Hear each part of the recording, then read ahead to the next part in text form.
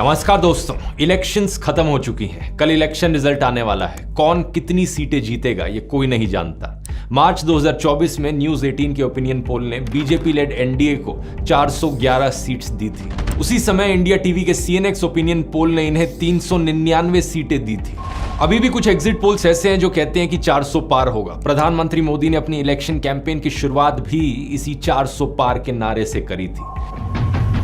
लेकिन क्या है इस 400 पार का मतलब? ज्योति मिर्धा, अनंत कुमार हेगड़े, अरुण गोयल और लल्लू सिंह जैसे कई बीजेपी नेताओं के ऐसे बयान सुनने को मिले जिससे ये अंदेशा होने लगा कि बीजेपी पूरे संविधान को ही बदलना चाहती है। ये हमारे कॉन्स्टिट्यूशन को बदलना चाहते हैं। संविधान के अंदर हमें कोई बदलाव करना होता है तो आप में से कई लोग जानते हैं कि उसके लिए दोनों जो हमारे सदन है, लोकसभा और राज्यसभा, दोनों की उसके अंदर अमल चाहिए। बाद में बीजेपी ने इन बयानों से अपना मुंह मोड़ लिया। कई सारे नेताओं ने खुद ही क्लैरिफिकेशन दी, लेकिन ये सब चुनाव प्रचार शुरू होने के बाद हुआ। हमारा प्यारा देश, दुनिया की सबसे बड़ी डेमोक्रेसी एक डिक्टेटरशिप ना बन जाए, इसकी चिंता मुझे काफी टाइम से सता रही थी। लेकिन मैंने सोचा कि एक इंसान के बोलने से क्या ही फर्क पड़ेगा। हाँ, मेरे 10-12 मिलियन सब्सक्राइबर हैं यूट्यूब पर, 4-5 मिलियन व्यूज आ जाते हैं, लेकिन आखिर में मैं हूं तो एक यूट्यूबर ही ना। अगर ज्यादा पॉलिटिक्स पे बोलूंगा, ऐसी चीजों पर वीडियो बनाऊंगा तो बहुत सारी गालियां सुनने को मिलेंगी। लोग मेरे खिलाफ वीडियो बनाएंगे, डेथ थ्रेट्स मिलेंगे। मैंने सोचा छोड़ो ये सब, मुझे एजुकेशनल वीडियोस बनाने पसंद है, वही बनाता हूँ, वही बनाने में मजा आता है और क्या इन चीजों में पढ़ना। लेकिन फिर फरवरी के महीने में दोस्तों कुछ ऐसा हुआ जिसके बाद मुझसे रुका नहीं गया। Chandigarh election fraud. देश के इतिहास में पहली बार एक प्रिजाइडिंग ऑफिसर वोटर फ्रॉड करते हुए पकड़ा गया। सीसीटीवी फुटेज पर यह सब कैप्चर हुआ। सुप्रीम कोर्ट ने खुद कहा कि यहां पर मर्डर ऑफ डेमोक्रेसी हुआ है। ये एक घटना मेरे लिए ट्रिगर पॉइंट थी। ऐसा नहीं था कि इससे पहले कुछ और नहीं हुआ था, बहुत सारी चीजें हो रही थी साथ साथ। मीडिया का खरीदा जाना, चुनी गई सरकारों को गिराया जाना, एमएलएस की हॉर्स ट्रेडिंग। लेकिन इसे एक घटना के बाद मुझे सही में लगा कि अब बस बहुत हो गया, अब तो बोलना पड़ेगा। इसलिए मैंने वो पहला डिक्टेटरशिप वाला वीडियो बनाया, is India becoming a dictatorship. मैंने ये नहीं सोचा कि इस एक वीडियो से कुछ फर्क पड़ेगा या नहीं पड़ेगा। मुझे बस ये लगा कि मेरे दिल में जो बात है वो सच्चे दिल से लोगों तक पहुंचानी है। जब ये वीडियो रिलीज हुआ तो मैं हैरान था देखकर कि 25 मिलियन व्यूज, उस समय शायद 20 मिलियन थे। ये बात साफ थी कि आप लोगों के अंदर भी वही फीलिंग थी जो मेरे अंदर थी। आप लोगों के दिल में भी वही चिंता आप लोगों को सता रही थी जो मेरे दिल में मुझे सता रही थी। यही कारण है कि इतने सारे लोगों ने इस वीडियो से रेजोनेट किया और इसे शेयर किया। लेकिन पता है क्या, इस वीडियो के बाद भी मेरा कोई इरादा नहीं था और ऐसे वीडियोस बनाने का। ये सिर्फ इत्तेफाक की बात थी कि इस वीडियो के आने के बाद दो और ऐसी घटनाएं घटती हैं। पहला, अरविंद केजरीवाल का अरेस्ट किया जाना और दूसरा, कांग्रेस के बैंक अकाउंट्स को फ्रीज किया जाना। अब कुछ लोग कहेंगे कि इन दोनों घटनाओं में गलत ही क्या हुआ, जो कानूनी प्रक्रिया थी सिर्फ उसे ही तो फॉलो किया जा रहा था। लेकिन सच्चाई आप भी जानते हो, मैं भी जानता हूं। ये जो एलिजिड लीकर स्कैम का केस था, किसके एलिगेशन के बल पर केजरीवाल को जेल में डाला गया था? एक ऐसा बंदा जिसकी कंपनियों ने करोड़ों रुपए का इलेक्टोरल बॉन्ड का चंदा डोनेट किया था बीजेपी को। और कांग्रेस को सालों पुरानी छोटी सी बात की ऐसी सजा दी जा रही थी जिससे कि उनकी सारी चुनावी कैंपेन ही क्रिपल हो जाए। एनीवेज, बात यह है कि मैं ये देखकर हैरान हो गया कि जो बात मैंने अपने पहले वीडियो में कही थी वो बात सच साबित होती जा रही थी। इस पॉइंट ऑफ टाइम के बाद से मुझे लगा कि कोई और कुछ करे या ना करे, लेकिन मैं अपनी तरफ से पूरी कोशिश करूंगा लोगों को जागरूक करने की।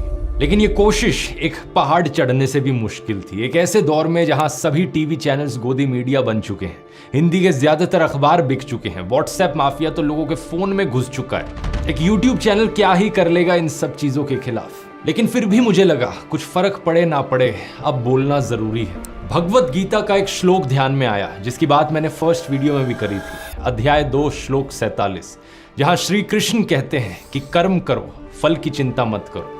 फल के बारे में ऑब्सेस्ड होना बंद करो, क्योंकि उस पर तुम्हारा अधिकार नहीं है। हालांकि इसका मतलब यह भी नहीं कि तुम निष्क्रिय हो जाओ, तुम वो करो जो तुम्हें करना चाहिए। मैंने भगत सिंह के बारे में सोचा जब उन्हें फांसी पर चढ़ाया जा रहा था। क्या ये ख्याल उनके दिमाग में आया होगा कि मेरे फांसी पर चढ़ने का नतीजा क्या होगा? क्या वो इस चीज को सोच रहे होंगे कि जब मुझे फांसी पर चढ़ाया जाएगा तो इसके बाद हमारे देश को आजादी मिल जाएगी? क्या सही में हमें आजादी मिलेगी? क्या मेरी कुर्बानी देने से क्या सही में अंग्रेज देश को छोड़ के चले जाएंगे? ये सब नहीं सोचा था उन्होंने। उन्होंने अपनी कुर्बानी दी साल 1931 में। आज़ादी मिली हमें 1947 में, यानी आज़ादी में अभी भी 16 साल और लगने थे। वो इस बात को जानते थे कि अपनी जान की कुर्बानी देकर भी कोई गारंटी नहीं है कि आज़ादी मिलेगी ही। और गारंटी तो छोड़ो, उस वक्त कोई उम्मीद भी नहीं थी आज़ादी मिलने की, लेकिन फिर भी जो सही चीज़ थी उन्होंने वो करी। उनका फोकस बस सही कर्म करने पर था, अपना धर्म निभाने पर था। उन्होंने भी कभी फल की नहीं सोची। इस फोटो को देखिए, मैंने इस बंदे के बारे में सोचा जब सारी भीड़ वहां पर हिटलर वाला नाजी सल्यूट कर रही थी। ये बंदा जिसका नाम था ऑगस्ट लांडमैसर, ये हाथ मोड़ कर खड़ा था, सल्यूट करने को राजी नहीं। जूम करके जरा इसका एक्सप्रेशन देखो चेहरे पर, कितने कॉन्फिडेंस के साथ रेजिस्ट कर रहा है। इवन दो ये इकलौता था वहां पर जो ये सल्यूट नहीं कर रहा था। क्या इसने ये करने से पहले सोचा होगा कि अगर मैं पूरी भीड़ में इकलौता बंदा हुआ जिसने ये वाला सल्यूट नहीं किया तो मेरे साथ क्या होगा, इसका नतीजा क्या होगा, मेरे एक अकेले इंसान के से ये सल्यूट ना करने से क्या हो जाएगा? हिटलर की तानाशाही खत्म हो जाएगी क्या अकेले बंदे से? ना, इसने भी फल की नहीं सोची। इसने बस सोचा कि जो सही है मुझे वो करना है। इन्हीं चीजों से प्रेरणा लेते हुए मुझे लगा कि मुझे भी जो सही चीज है वो करनी चाहिए। देश के लोकतंत्र के लिए और देश के संविधान के लिए आवाज उठाना, ये सही चीज है। एक ऐसे देश के लिए आवाज उठाना जिसके लिए पता नहीं कितने लाखों लोगों ने अपनी कुर्बानी दी। भगत सिंह, सुभाष चंद्र बोस, महात्मा गांधी, सरदार पटेल, पंडित जवाहरलाल नेहरू। क्या सोचेंगे हमारे फ्रीडम फाइटर्स देश की आज ये हालत देखकर? इसलिए मुझे लगा कि बोलना जरूरी है। अगर कल को ऐसा हुआ कि बीजेपी 400 सीट जीत गई और जो मेरा डर था वो सही में हकीकत बन गया, सही मायनों में देश एक कंप्लीट डिक्टेटरशिप बन गया, तो मैंने सोचा कल को अगर कोई मेरा बच्चा होगा वो मुझसे क्या पूछेगा देश की ये हालत देख कि पापा आप कहाँ थे जब देश डिक्टेटरशिप की ओर गिरता जा रहा था, आपने कुछ किया क्यों नहीं? और मैं क्या कहूँगा कि मैं अपनी जॉब में बिजी था, मुझे इन सब चीज़ों की नहीं पड़ी थी। मैं बस अपने करियर पर फोकस कर रहा था, पैसे कमाने पर फोकस कर रहा था। लेकिन नहीं, अब मैं कह सकता हूं कि बेटा मैंने तो अपनी तरफ से पूरी जी जान लगा दी थी। मैं आखिरी दम तक लड़ा था। शायद मेरी कोशिश नाकाम रही, लेकिन मैं आखिर तक खड़ा रहा देश के लोकतंत्र की आवाज उठाने के लिए। और पता है क्या, मैं अकेला नहीं था। मेरे साथ इसी कोशिश में देश के करोड़ों लोग और खड़े थे। पिछले 1-2 महीने में रिलीज किए गए वीडियोस इतिहास के पन्नों में हमेशा एक सबूत बनकर रहेंगे।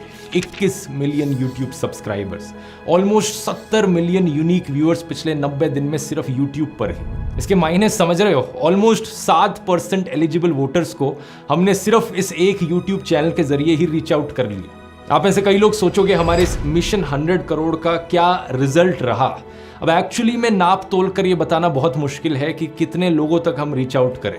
ये जो स्टैटिस्टिक है ये सिर्फ YouTube की है। इसके अलावा ट्विटर, इंस्टाग्राम, फेसबुक, व्हाट्सएप, आप लोगों ने इतनी बार इन वीडियोस को शेयर किया। मेरा अंदाजा है कि कम से कम हम करीबन 20 से 25% वोटर्स तक तो जरूर पहुंचे होंगे।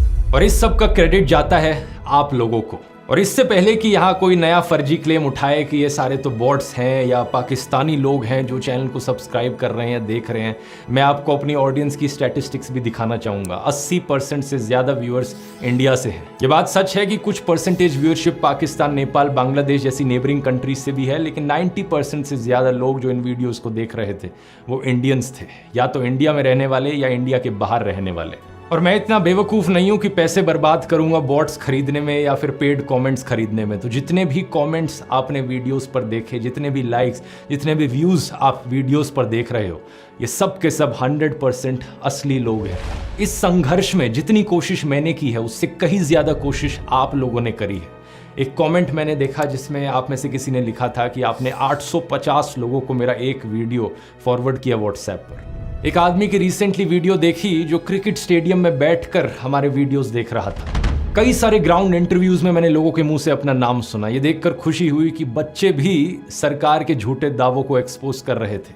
एक वीडियो में ईडी की वेपनाइजेशन की बात करता है कोई लड़का, तो यूट्यूब रिपोर्टर उनसे पूछते हैं कि तुम्हें इतना कैसे पता चला? तो उन्होंने कहा ध्रुव राठी के वीडियोस देखकर पता चला। आपने कहा ईडी, आपको इतनी ज्यादा नॉलेज है, ईडी पता है आपको क्या होता है? जब आप एक ध्रुव राठी का वीडियो देख लोगे ना आपको समझ में आ जाएगा। बॉलीवुड के कई सेलिब्रिटीज हैं जिन्होंने मुझे मैसेज करके बताया कि वो कितना इंस्पायर्ड फील किए इन वीडियोस को देखकर। एक एक्टर ने मुझे बताया जिस दिन मुंबई में वोटिंग थी उस दौरान उनकी लखनऊ में फिल्म की शूटिंग चल रही थी, लेकिन हमारे प्रयास को देखकर वो इतने प्रभावित हुए कि उस दिन उन्होंने रिटर्न फ्लाइट बुक करा ली। कई फॉरेन में रहने वाले लोगों ने मुझे यही चीज़ लिखकर बताई कि सिर्फ मेरे वीडियोस को देखकर वो इतना मोटिवेट हुए वोट करने को कि वो फ्लाइट पकड़कर आ गए सिर्फ वोटिंग के लिए। दूसरी तरफ किसी ने बताया कि उनके एक दोस्त ने दफ्तर से छुट्टी ले ली और प्रोजेक्टर लेकर हरियाणा और राजस्थान में चले गए। गांव-गांव में लोगों को ये वीडियो दिखाने लगे प्रोजेक्टर के जरिए।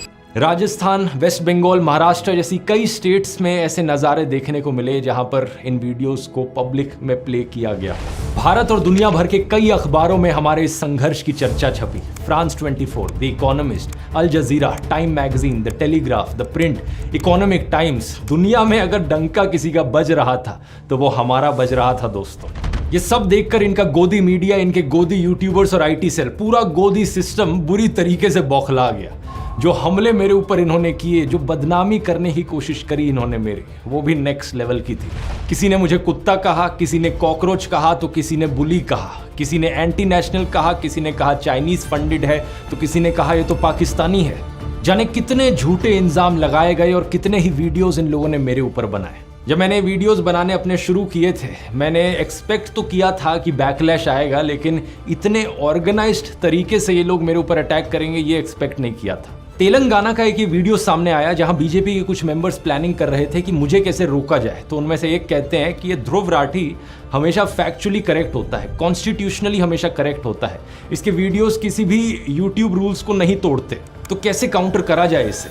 ఇప్పుడు యూట్యూబ్ లో ఒక ధ్రువరాటి అనే వాడు ఇష్టం వచ్చినట్టు వాడుతున్నాడు. వాడు చరిత్రను ఇంకా మార్చేస్తున్నాడు. చాలా మంది లాక్ వ్యూస్ వస్తున్నాయి. దాని గురించి మీరు వాడు యూట్యూబ్ కి కంప్లైంట్స్ ఉంటాడు, వాడు యూట్యూబ్ రెగ్యులేషన్స్ కి కరెక్ట్ ఉంటాడు. అన్లెస్ అండ్ అంటిల్ వాడు అక్కడ ఏదైనా చేర్చాడు చేస్తేనే మనం మనకి గెలకొచ్చు. వాడు మాట్లాడేది కూడా రాజ్యాంగబద్ధంగా మాట్లాడతాడు. वाह क्या बात कही है। देखो देखो दोस्तों, इससे पता चलता है कि कैसे आपके हेटर्स भी सीक्रेट एडमायरर्स हो सकते हैं। अगर मैंने कभी कुछ गलत किया ही नहीं तो कैसे मुझे काउंटर किया जाए? ये कहते हैं कि प्लान है इसके खिलाफ झूठी खबरें फैलाओ। झूठी खबरें फैलाओ कि जैसे ध्रुव राठी ने झूठ बोला हो कि प्रधानमंत्री मोदी सनी लियोनी को मंत्री बनाने वाले हैं। అంటే సన్నీ లియోని నెక్స్ట్ నరేంద్ర మోడీ కేబినెట్ లో మహిళా శిశు సంక్షేమ శాఖకు మంత్రిగా చేస్తున్నారని ధ్రువరాటి చెప్పిందని చెప్పారు. वाह क्या प्लान बनाया है। यानी कि फेक न्यूज फैलाओ कि ध्रुव राठी ने फेक न्यूज फैलाई है। दोस्तों, मैं अक्सर बात करता हूं अपने वीडियोस में आर्टिफिशियल इंटेलिजेंस और चैट GPT की। इन लोगों ने वहां भी कसर नहीं छोड़ी, डीप फेक का इस्तेमाल किया मेरे खिलाफ एक झूठी खबर फैलाने के लिए। किसी ने ये झूठी ऑडियो क्लिप डाली जिसमें मेरी आवाज को इमिटेट करने की कोशिश करी गई है। ऐसा दिखाने की कोशिश करी गई कि मैं फोन कॉल पर किसी पॉलिटिशियन से बात कर रहा था और पैसे मांग रहा था। Don't worry, I am with you, आप चिंता न करो। आई एम वार्निंग यू, तुम्हारे साथ भी ऐसे ही करेंगे। तुम्हारा पैसा टाइम पे मिलता है। हाँ, मुझे तो UK से आता है ना, मेरा चैनल क्लियर है। Please, no need to defend them on this. No need. I'll call you, मैं बात करता हूँ आपसे। देखो किस हद तक ये चले गए मुझे बदनाम करने के लिए। ऊपर से जो रेगुलर वीडियोस इनके आ रहे हैं जहाँ पे मुझे इंसल्ट किया जाता है, कभी कुत्ता बोलकर, कभी कॉकरोच बोलकर, तो कभी बुली बोलकर। कोई झूठी खबर फैलाता है कि मैंने किसी को मरवा पिटवा दिया, तो कोई झूठी खबर फैलाता है कि मेरा एक सीक्रेट व्हाट्सएप ग्रुप है जहां पे मैं लोगों को ट्रोल करता हूं, जहां पे बॉट्स भेजे जाते हैं, हमारा एक ऑर्गेनाइज्ड ग्रुप है। कुछ भी ऐसा नहीं है दोस्तों। कोई सीक्रेट टेलीग्राम ग्रुप नहीं है, कोई सीक्रेट फेसबुक व्हाट्सएप ग्रुप नहीं है। जो है वो पब्लिकली आपको दिखता है। व्हाट्सएप पर एक पब्लिक चैनल है जिस पर मैं पोस्ट करता हूं ओपनली। दैनिक जागरण जैसा अखबार तक मेरे खिलाफ झूठी खबर फैलाने लगा कि मेरी चाइना से फंडिंग आती है। बताओ जरा, मैं कभी बॉयकॉट चाइना करके वीडियोस बनाता अगर मेरी चाइना से फंडिंग आ रही होती तो? ये वही अखबार है जिसको मैंने पहले भी अपने एक वीडियो में एक्सपोज किया है। इतनी झूठी खबरें छापते हैं ये। एक बार ऐसे ही इन्होंने इंडियन आर्मी के बारे में भी फेक न्यूज फैलाई थी। खुद हमारी आर्मी ने उस फेक न्यूज को डिबंक किया था। ऐसे ही इस अखबार ने किसानों के बारे में फेक न्यूज फैलाई थी कि किसानों की रैली में पाकिस्तान जिंदाबाद के नारे लगे। इस खबर को छापते वक्त इन्होंने अपने पैरा में यह भी लिख रखा था कि हालांकि इस खबर की पुष्टि नहीं हो पाई है। इसका क्या तुक बना? मतलब फिर खबर छापते ही क्यों हो जब इसकी पुष्टि नहीं हो पाई है? तो ऐसे तो मैं भी कह दूं कि दैनिक जागरण का जो मालिक है वो एक आतंकवादी है, हालांकि इस खबर की पुष्टि नहीं हो पाई है। नहीं, मेरे बारे में भी तुम लोगों ने यही लिखा है ना, चीन से फंडिंग की आशंका। मैं भी कह देता हूं, जागरण अखबार की पाकिस्तानी आतंकवादी से फंडिंग की आशंका, हालांकि इस खबर की पुष्टि नहीं हो पाई है। ऐसी हरकत इनके गोदी यूट्यूबर्स भी करते हैं। कुछ भी बेबुनियाद आरोप ये मेरे ऊपर लगा देंगे, कहीं से कहीं कोई कनेक्शन जोड़ देंगे और फिर सारी जिम्मेदारी मेरे सर पर आ जाती है। भाई इन्होंने तो ये आरोप लगाया है, अब मेरा डिफेंस क्या है? मतलब मैं यही काम रह गया मेरे पास, दिन भर बैठ के इनकी फेक न्यूज को ही बस्ट करते रहो। इधर ये झूठी खबर, उधर वो झूठा आरोप। मतलब हर हफ्ते मैं इनके झूठे आरोपों का ही जवाब देता रहूं। मशहूर लेखक सहादत हसन मंटो की एक लाइन याद आती है, कोठे की एक तवायफ और एक बिका हुआ पत्रकार एक ही श्रेणी में आते हैं, लेकिन इनमें से तवायफ की इज्जत ज्यादा होती है। ये बात बिल्कुल सही है, क्योंकि एक तवायफ तो सिर्फ अपने शरीर को बेचती है, ये बिके हुए लोग अपने जमीर को बेचते हैं, अपनी आत्मा को बेचते हैं, अपने देश को बेचते हैं। ये लोगों के मुद्दों की हत्या करते हैं और देश के साथ दगा करते हैं। ऐसा नहीं है कि ये सब देखकर मुझे कुछ हर्ट फील होता हो, क्योंकि अब इन सब चीजों की आदत हो गई है, लेकिन दुख जरूर होता है। दुख होता है कि ये कैसा कल्चर बना दिया है इन्होंने देश में। कहां तो हमारे उपनिषदों में लिखा है कि विचारों को हर दिशा से आने दो, और आज 2024 में ये ऐसे बिहेव करते हैं कि अगर आपका पॉलिटिकल ओपिनियन इनसे अलग हो जाए तो आप इनके लिए जानी दुश्मन की तरह बन जाते हो। एक डेस्परेशन है इनकी तरफ से कि अगर किसी का विचार इनसे नहीं मिलता हो तो उसे किसी ना किसी तरीके से देशद्रोही दिखा दो, फॉरेन फंडेड दिखा दो। कई बारी तो मुझे बड़ा अनरियल सा लगता है ये सब देखकर। देश में ध्रुवीकरण नहीं होना चाहिए, न सांप्रदायिक आधार पर, न जातीय आधार पर, न राजनीति ऐसे दो खेमों में बंटनी चाहिए कि जिनमें संवाद न हो, जिनमें चर्चा न हो। लेकिन सच बात पता है क्या है दोस्तों, आपकी तरफ से इतना सारा प्यार, इतना सारा सपोर्ट मुझे मिला कि इनकी कोई भी झूठ की दुकान टिक नहीं पाई। हर रोज के मुझे हजारों मैसेजेस मिले, ईमेल्स मिली, किसी ने आप में से मेरी पेंटिंग बना दी, किसी ने कोई गाना ही बना डाला।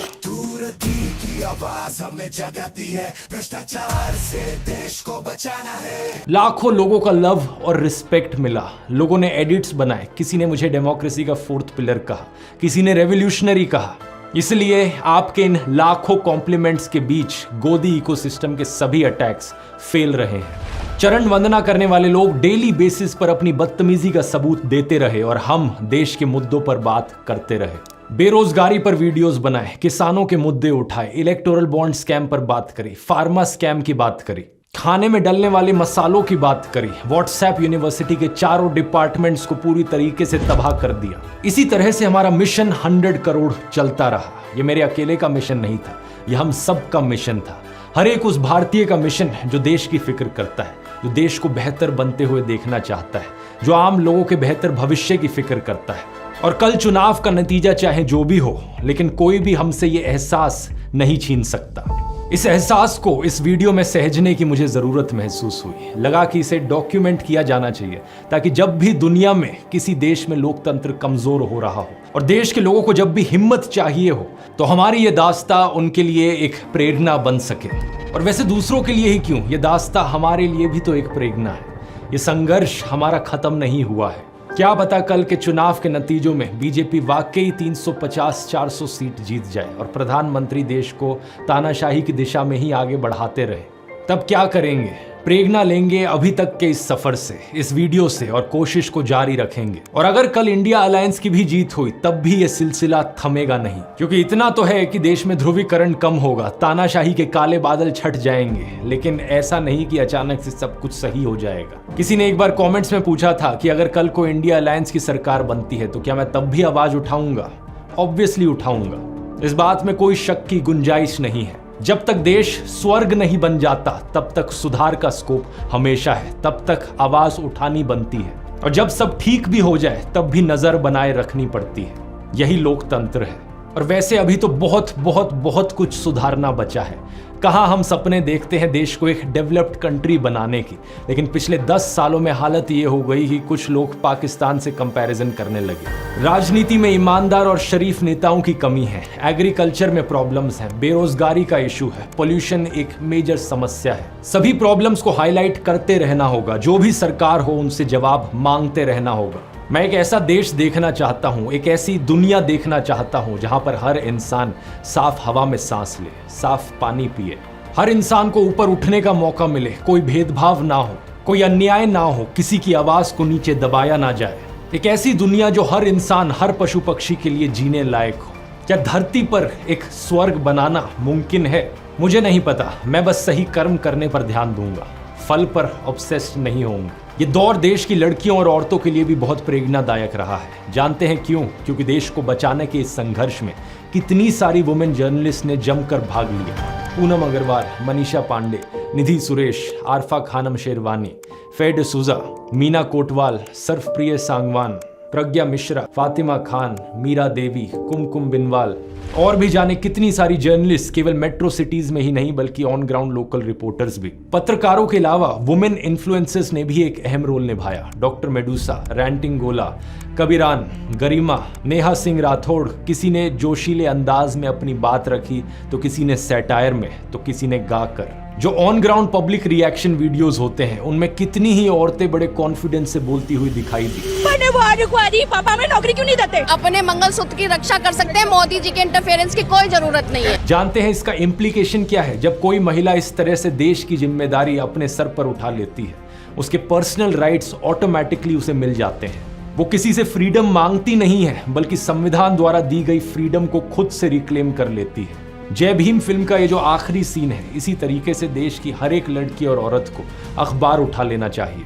बहुत हो चुका ये हनी सिंह टाइप के गानों से इन्फ्लुएंस होकर खुद को एक ऑब्जेक्ट की तरह देखना, एक ऐसे इंसान की तरह देखना जो केवल सजना संवरना जानता हो। बहुत हो चुका ये शॉपिंग लवर वाला जो लेबल है, कोई गर्व की बात नहीं है इसमें। बहुत हो चुके ये स्टीरियोटाइप्स की लड़कियां पॉलिटिक्स को नहीं समझती। अब बाहर निकलिए इस कोकून से। याद रखिए कि इसी दुनिया में एक डाफने गैलिजिया थी जिन्होंने पनामा पेपर्स के जरिए पूरी दुनिया के करप्ट लोगों को एक्सपोज कर दिया और अपनी पत्रकारिता करते हुए शहीद हो गई। लेकिन बात यहाँ सिर्फ औरतों की नहीं है। रवीश कुमार, आकाश बैनर्जी, अभिसार शर्मा, अजीत अंजुम जैसे कई पत्रकारों ने संघर्ष किया सच दिखाने का। अर्पित शर्मा और मुकेश मोहन जैसे कई इन्फ्लुएंसर्स ने भी हिम्मत दिखाई आवाज उठाने की। लेकिन आप फिर भी शायद सोचो कि आप अकेले क्या कर सकते हो। कई बार बहुत से लोग कमेंट्स में लिखते हैं, कुछ लोग हेल्पलेसनेस जताते हैं कि वो ज्यादा कुछ नहीं कर पा रहे हैं। आप में से कईयों ने पूछा कि मैं क्या कर सकता हूं देश के लिए। मैं यहां पर कहूंगा कि देश के लिए कुछ करने की बजाय